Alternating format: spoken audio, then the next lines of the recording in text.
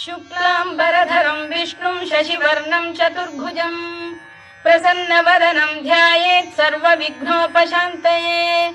व्यासं वसिष्ठनप्तारं शक्तेः पौत्रमकल्मषम् पराशरात्मजं वन्दे शुकतातं तपोनिधिं। व्यासाय विष्णुरूपाय व्यासरूपाय विष्णवे नमो वै ब्रह्मनिधये वासिष्ठाय नमो नमः।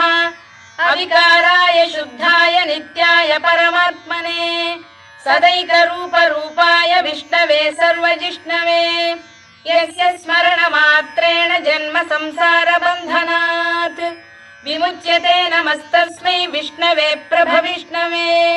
ॐ नमो विष्णवे प्रभविष्णवे।